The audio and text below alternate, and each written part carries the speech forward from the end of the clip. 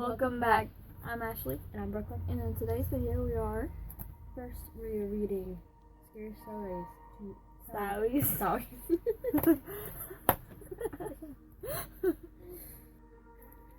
If you're interested in this, stay tuned. The Big Toe. A boy was digging at the edge of the garden when he saw a big toe. He tried to pick it up, but it was stuck into something. So he gave it a good hard jerk, and it came off in his hand. Then he heard something groan and scampered away. The boy took the toe in the kitchen and showed it to his mother. "It looks nice and plump," she said. "I'll put it in the soup and we'll have it for supper." That night his father carved the toe into 3 pieces, and they each had a piece. Then they did the dishes and when it got dark, they went to bed. The boy fell asleep almost at once, but in the middle of the night a sound awakened him. It was something out in the street. It was a voice, and he was calling to him. This cracks me up. "Where's my toe?" it groaned. When the boy heard that, he got very scared, but he thought, "It doesn't know where I am. It'll never find me." Then he heard the voice once more, only now it was closer. "Where is my toe?" it groaned. The boy pulled the blankets over his head and closed his eyes. "I'll go to sleep, but when I wake up, it'll be gone." But soon he heard the back door open, and again he heard the voice, "Where is my toe?" it groaned.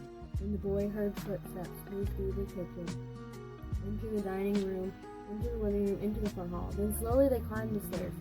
Closer and closer they came. Soon they were in the upstairs hall. Now they were outside his door. "Where's my toe?" The voice groaned.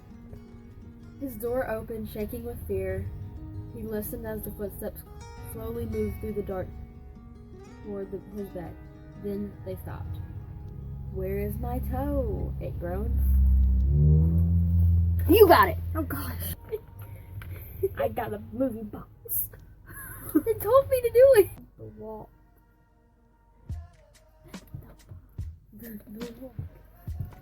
My uncle was walking down a lonely dirt road one day. He came upon a man who also was walking down the road. The man looked at my uncle, and my uncle looked at the man. Okay, they're looking at each other.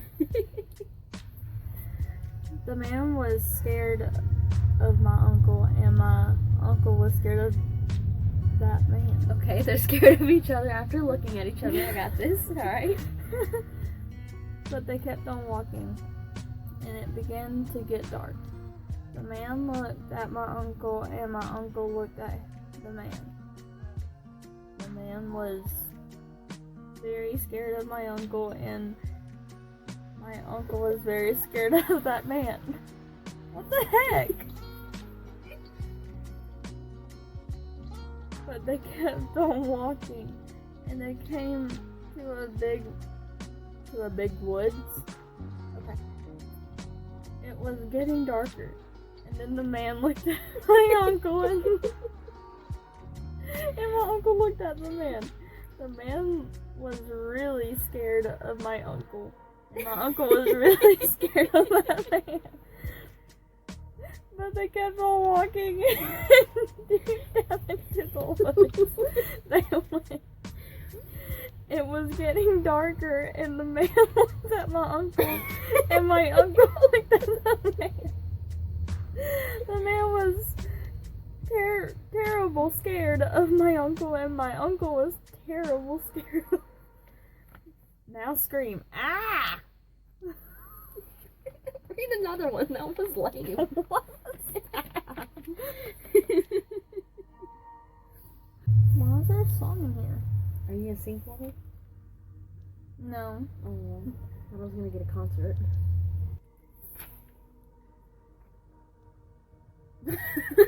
That was a little alarming. Anyways, the haunted house. One time, a preacher went to see if he could put a haunt to rest at a house in his settlement. The house had been haunted for about 10 years. Several people had tried to stay there all night, but they always would get scared out by the haunt. This thing's written weird. Mm-hmm. Anyway, So this preacher took his Bible and went to the house, went on in, built himself a good fire, and lit a lamp. Sat there reading the Bible, and then just before midnight he heard something start up in the cellar, walking back and forth, back and forth. Then it sounded like somebody was trying to scream and got choked off. Then there was a lot of thrashing around and struggling, and finally everything went quiet. The old preacher took up his Bible again, but before he could start reading, he heard footsteps coming up the cellar stairs. He sat watching the door to the cellar, and the footsteps kept coming closer and closer. He saw the doorknob turn, and when the door began to open, he jumped and hollered, "What do you want?" The door shut back easy-like, and there wasn't a sound. The preacher was trembling a little, but he finally opened the Bible and read a while. Then he got up, laid the book on the chair, and went to mend the fire. Then the haunt started walking again, and step, step, step, up the cellar steps. The old preacher sat watching the door, saw the doorknob turn, and the door open. It looked like a young woman. He backed off and said, "Who are you? What do you want?"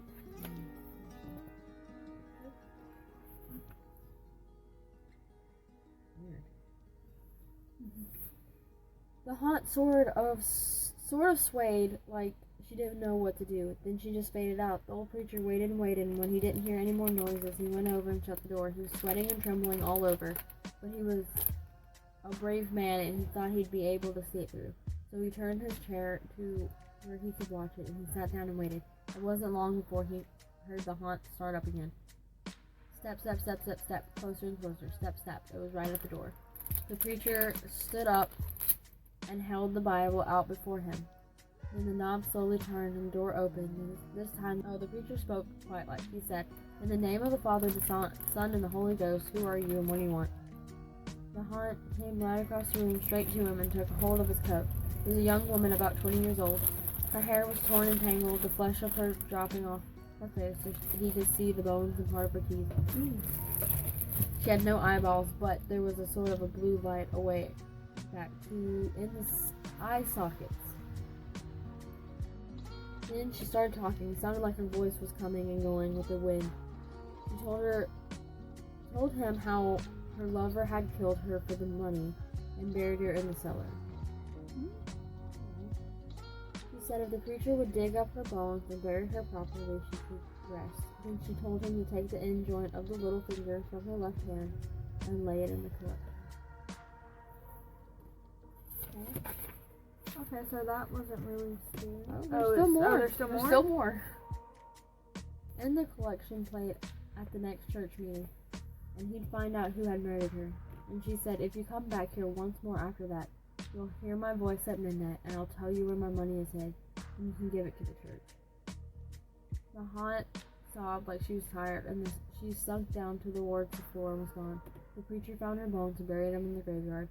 The next Sunday, he put the finger bone in the collection plate, and when a certain man happened to touch it, it stuck to his hand. The man jumped and rubbed and scraped and tore out the bone, trying to get it off. Then he went screaming like he was going crazy. Well, he confessed to the murder, and then they took him to jail. After the man was hung, the preacher went back to the house one midnight, and the haunt's voice told him to dig under the hearth rock. He did, and he found a big sack of money. And where that haunt had held on to his coat, the print of those bony fingers were burned right into the cloth, and never did come out. That was kind of sweet. A new horse. Two farm hands shared a room. One slept in the back of the room and the other slept near the door. After a while, the one who slept near the door began to feel very tired early in the day. His friend asked what was wrong. An awful thing happens every night, he said. A witch turns me into a horse and rides me all over the countryside. I'll sleep in your bed tonight. His friend said, okay. We'll see what happens to me. About midnight, an old woman who lived nearby came into the room. She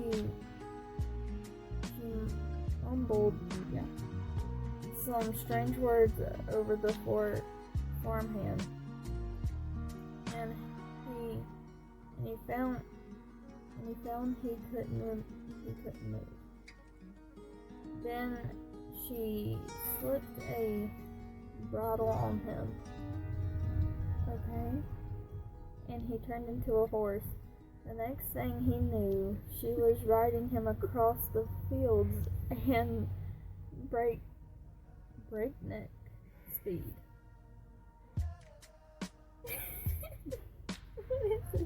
Beating him to make him go even faster. Soon they came to a house where a party was going on. There was a lot of music and dancing. They were having a big time inside. She hitched him to a fence and went in.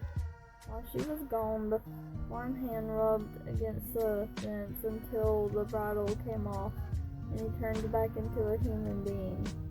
Then he went into the house and found the witch. He spoke those strange words over her, and when the bridle, he turned her into a horse. Then he rode her to a blacksmith and had her fitted for horseshoes. What is this? After that, he rode her to the farm where she lived. I have a pretty good feel. Wait. Did he think? Picture. Good Philly here. What? Oh. He told her husband, but I need a stronger house. Would you like a tray? The old man looked her over, and he said he would do it. So they picked out another horse, and the farmhand rode away. Her husband led his new house to the barn. He took off the bridle and went to hang it up, but when he came back, the new horse was gone. Instead, there stood his wife with horseshoes down to her hands and feet. Just look at this picture. What's so funny? So this dude just like tricked the husband, and the farmhand got a better horse, and the dude just got his wife back. With horseshoes on her hands and feet. The picture's so funny.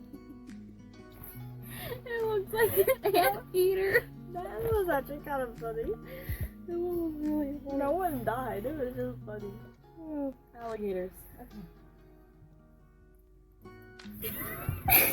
It looks like a horse and an anteater. Oh, it's got a heel. Oh, I don't know if y'all can look at it. It's got her leg. Room for one more. A man named Joseph Blackwell came to Philadelphia on a business trip. He stayed with friends in the big house they owned outside the city. That night they had a good time visiting. When Blackwell went to bed, he tossed and turned and couldn't sleep. Sometime during the night he heard a car turn into the driveway. He went to the window to see who was arriving at such a late hour. In the moonlight he saw a long black hearse filled with people. The driver of the hearse looked up at him. When Blackwell saw his hideous face, he shuddered. The driver called him. There was room for one more. No, I'm good. Thank you. Then he waited for a minute or two, and then he drove off. In the morning, Blackwell told his friends what had happened. "You were dreaming," they said. "I must have been," he said, "but it didn't seem like a dream." After breakfast, he went into Philadelphia. He spent the day high above the city in one of the new office buildings there. Late in the afternoon, he was waiting for an elevator to take him back down to the street. But when it arrived, it was very crowded. One of the passengers looked out and he called to him. There is room for one more, he said. It was the driver of the hearse. No thanks, said Blackwell. I'll get the next one. The door closed and the elevator started going down. There was shrieking and screaming, then the sound of a crash. The elevator had fallen to the bottom of the shaft. Everyone aboard was killed.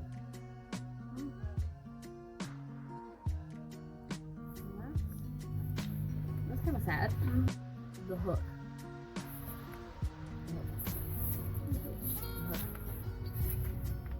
Donald and Sarah went to the movies, then they went for a ride in Donald's car. They parked up at a hill at the edge of the town, from where they could see the lights up and down the valley. Donald turned on the radio and found some music, but an announcer broke in with a news bulletin. A murderer had escaped from the state prison. He was armed with a knife and was headed south on foot. His left hand was missing. In its place, he wore a hook. Let's roll up the windows and lock the doors, said Sarah. That's a good idea, said Donald. That prison isn't too far away, said Sarah. Maybe we really should go home, but it's only 10 o'clock, said Donald. I don't care what time it is, she said. I want to go home. Look, Sarah, said Donald. He's not going to climb all the way up here. Why would he do that? Even if he did, all the doors were locked. How could he get in? Donald. He could take that hook and break through a window and open the door, she said. I'm scared. I want to go home. Donald was annoyed. Donald sounds like a jerk. Donald was annoyed. Girls always are afraid of something, he said. Can we just push him off the cliff? Aren't they on a cliff? Yeah, they're on a hill. Let's push them down the hill.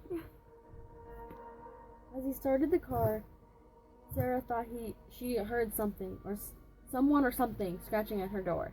Did you hear that? She asked as they roared away. It sounded like somebody was trying to get in. Oh, sure, said Donald. Soon they got to her house. Would you like to come in and have some cocoa? She asked. No, he said. I've got to go home. He went around to the other side of the door to let her out. Hanging on the door handle was a hook. Thanks, Donald. Appreciate you, pal. So, that was the video. And the stories to this movie. Yep, we read the stories to this movie. And we decided to watch it. Yeah, we just watched it. To see how much of it related to the stories that we just read to y'all. It was really good. It was pretty good. Yeah. For it to be based off of some children storybooks. We think there's going to be a chapter 2. Book 2, so we're excited to see that. And we found 2 other books that I forgot I had. So if you like this video, we can do a part 2 and a part 3 of us reading these. Yeah. If you're up for that. Don't forget to like, subscribe, comment down below, and turn and press the notification so you can get a notification every time we post, which is every Sunday. And we will see you in the next one. Bye.